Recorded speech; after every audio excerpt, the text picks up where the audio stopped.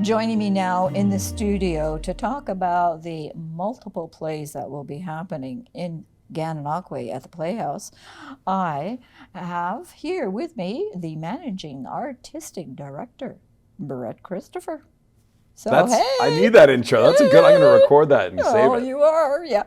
Okay, so it's busy at the Playhouse. I know it's busy. It is, right? It has been busy since moment one, and in fact, sales are ahead of where they were in 2019. Good.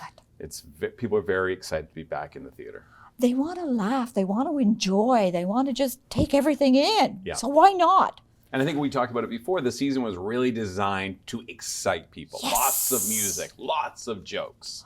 Oh, having that's a good it. time. That's it right there, is to laugh. Yeah. We have to laugh and laugh at ourselves and just laugh in general. Yeah. Okay, so what is taking place tomorrow? I know there's a changeover coming, and so there's a new play coming in. What is it, sir? Right, so tomorrow we reopen our Fire Hall Theater. So the Springer Theater, the big theater, has been open since the end of May. Okay. But we reopen our Fire Hall Theater with the production Hey Viola, which is actually a cabaret show out of Vancouver that I'm bringing into the region. And it's all about the life and times of Viola Desmond.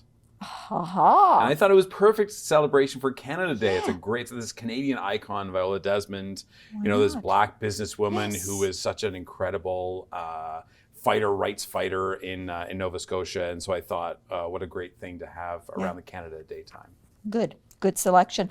How long does that run? It's going to start on the 30th, which is tomorrow. It is, and then it only runs until July 16th, I believe. Okay. You have the numbers. July 16th. You're right. Am I? You're absolutely right. Gosh, this is always like a quiz. I know. It's like a quiz show. That's what this is. Flashcards exactly. with a date on it. Okay, so we're going to be talking about Music Man. Yes, the big musical. Wow. The Music Man was planned for 2020. Yes. It was going to be the big show in 2020. Of course, that didn't happen. But a lot of the people that were originally signed to that show, to work on that show, are actually coming back for 2022. And that includes, we have 12 local kids. So there are kids from Brockville and Kingston and even from Gan that are going to be in the show, in and amongst the 16 adult actors. So it's a huge show, certainly one of the biggest that we've ever built. And they started rehearsals yesterday, in fact. And so we had the whole team together, and I kind of looked around and went, oh my gosh, these people. This is a monumental task to get this to the stage, but it's very, very exciting. It's an amazing show. It's all about small town life. It's about music and transformation. It really feels even more poignant and even more sort of relevant now than it did in 2020. So we're really excited. Yeah. And it's got tons of famous songs like 76 trombones and people know the music. What's nice about this too, a family. You can take your whole family and go and just enjoy. And you know what? Kids love to see other kids on stage. I hate to say it. They love to see themselves represented on stage, right? As does everyone. So I think that's why we build these family shows. We involve local kids, and then families love to kind of experience this thing together. And it's very wholesome. It's a 1950s musical, classic musical. So the humor is all very much family friendly. The music certainly is very catchy and recognizable. So I think it's definitely a wonderful family experience. So it's going to be starting, I believe, on July 19th. It is. Running until? August 20th. He's right again. So good. But at the same time, there's another play that's running, and it's starting in August the 4th, right? That's right. So after Hey Viola, we have another production that will come into the Fire Hall Theater, so at the same time as the Music Man in the big theater, and it's called Every Brilliant Thing. Every Brilliant Thing is a one-woman show. It's an interactive experience for the audience. Not scary, it's brilliantly crafted so that she tells the story supported by the audience. She will elicit different volunteers or different people will support the telling of that story. So it's not the whole audience ensemble. It is a solo individual that she might be saying, ha-ha. Yeah, and that person's responsibility would be like, can you just say no every time I ask you a question? Yes. And that's all. That would be their responsibility. And the show, it starts in the lobby, actually, and at Every Brilliant Thing, just to sort of dig in a little bit, Every Brilliant Thing is a list that this person made of all of the things that make life wonderful. Okay. And so when you arrive at the theater, different people are handed little pieces of paper and we call them our marks. And at different times during the show, someone might be called upon, say like, oh, does anyone have number 17? And so they'll open up their page. Oh, I have number 17. Read it out. Spaghetti and meatballs. Like just something like that. So it's a piece that is created with the audience. In fact, that lights are up in the audience, so the whole thing is told in the round with everyone together. Do they actually say number 17? Yes. They do? Yes, they say like, who's got number 361? People look at their papers. Oh, I have that one. Oh, okay. It's water slides. So you're saying that everyone in the audience receives a piece of paper, not knowing various people. Okay. So people. Well, that's a good idea, though. Yeah. You should give it to everybody. Yeah, then people go like, yes. Well, that's what you don't want. You don't want people to go like, I do not want to be involved, because it's really also about providing the opportunity. Because lots of people are like, I'm not an actor. I don't want to be an actor. I want to just watch the show. And so there's also that too. Yes. Well, it sounds like it would be fun. Yes, it really does. Okay. So what's happening after that then? After that, in the bigger theater, so once Music Man wraps up near the end of August, then we have Kim's Convenience. And Kim's Convenience was actually the precursor to the TV show.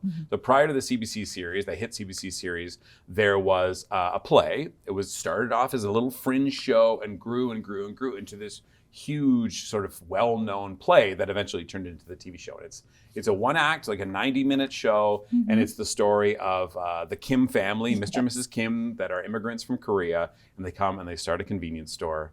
And I mean, like, everyone has seen the TV show, so the rest is history. But it's really about multi-generational responsibilities, especially with immigrant families, and it's extremely funny. It is an absolute riot, and that's why it became a TV show, just because it was so popular. It was a hit. It was a hit. Come on, I mean, you're gonna take advantage of that. And the dates are end of August to mid-September. August 26th to September 18th. That's pretty close. You were in the ballpark. What are doc talks? Right. Well, doc talks are so in and around all the productions, we like to involve people that are behind the scenes a little bit. We'll sometimes invite people to our production facility because we build everything. So they want to see, the sets being painted, sometimes even get involved in the action. There are workshops in the fire hall. Like there's going to be a chess workshop alongside Hey Viola. And then Doc Talk specifically on Wednesday afternoons at 1 o'clock. So the show starts at 2. Yes. On Wednesday afternoons at 1, several of the actors that are in the show will sit out on the deck and be interviewed and answer questions from the audience. So they're very popular. Out on the deck, so you're overlooking the St. Lawrence and you're having a glass of wine after your lunch and asking the actors questions. That's a great idea, because people love to talk to someone who is an actor that's up on the stage, and they wow, I mean, I got to talk to that person. Yeah, well, even better, I've done them in the past, and it's wonderful because sometimes the actors will say, this part this is the part I really struggle with, or this is my favorite line, or give little kind of, as we call, Easter eggs, so that when you're watching the show, you're like, oh, I know that. I've met that actor. I know that that's their favorite line when they say that. Yeah. So it's a lot of fun. Sure, I imagine it is. So let's talk about ticket prices now, if you don't mind. Do you remember those? Yes. I mean, there's a range. Yes, so we there have is. rush tickets that are available the day of that I think are $25. It's okay. You don't have to say. I'll let you off the hook. It's just to say that there are different price points for depending on the size of the different shows have different theaters have different prices, different shows have different prices. Of course. And they range from about, a youth ticket, which is I think $19, up to a musical theater ticket, like adult ticket, which is $37. 37. So you honestly should work for Thousand Islands Playhouse. Maybe we could do an interview. We'll do on stage. Retro reversing. Yeah. So okay. We've talked about all of the show. Do you find that there's always one show during a season that, wow, it was just dynamic. I loved it. Do you find that? I do. There's and for different reasons. Different people will say things for different reasons. Yeah. Sometimes the show, because as much as they're funny and there's tons of music, there's always something in some show that hits someone on a deeper level. Yes. Right? Whether they recognize a loved one or they recognize something that they've dealt with in their life. And so that show usually resonates far deeper for individuals. But it's all over the place. It's not like one show is is everyone's favorite. Oh, no, We no, found no, that like different no. people are like, oh, I love this show Yes. from 15 years ago, and oh, this show right now is my favorite show, and you know you never know what is going to. I mean, that's the challenge of programming. In fact, I'm working right now on the 2023 season, which is so kind of like mind bending, but it's really looking at what people experience and what they love, and then trying to, of course, provide them with that the next year, right? That's one of my favorite parts of my job, is trying to think like, well, this play, you know, people just adored Perfect Wedding, the show that's on stage right now. They loved the comedy. They loved being able to forget the pandemic and forget all the stuff that has just happened, and just have a great laugh at someone getting a door in the face. And so I was like, well, this is the kind of play that is perfect for this time. And it's just going out and finding another one of those wonderful British farces that you know, that we can produce. Will you come back in September? I would love it. And talk to us. Stay tuned. Yes, there are more plays. It just goes on and on and on. It'll be the third act, if you don't mind. I love it. Okay. I love it. And we'll tell our viewers what else is happening at the Playhouse. Jersey Boys. Just give them a hint. Just give them a hint. There's a big play at the end of the season. Big. It really is. Yeah, so if you don't mind, appreciate you coming in, sitting down with me and telling us, you know, a little bit more of what is involved in all of these plays, because it's always nice to know a little bit about a play before you go. It is. Yeah, it is. Really, you feel more comfortable and, you know, sitting there in your seat and enjoying what's happening on stage. I should also plug, if that's the case, if people like information, we have a podcast. Yes. So because that's du jour, that's de rigueur, and the podcast is a 25-minute interview with several of the artists who are going to be in the show, whether the director or the choreographer or designers or actors. And it's really intended as like a recording to listen to while you drive from either Brockville or Kingston, which are virtually identical. They're 30 minutes away from Kingston. Yes. So you can drive to the theater from either of those places and listen to this interview. It gives you a little bit of the kind of behind the scenes stuff. Well, which is nice. And it is, because you go in knowing a little bit more. So that little bit of information helps. Yeah, and really that can all be found on our website. Okay. Thank you ever so much. Your Thank website is www. 1000islandsplayhouse.com. I knew that. Thank you. Thank you. We'll be right back with more.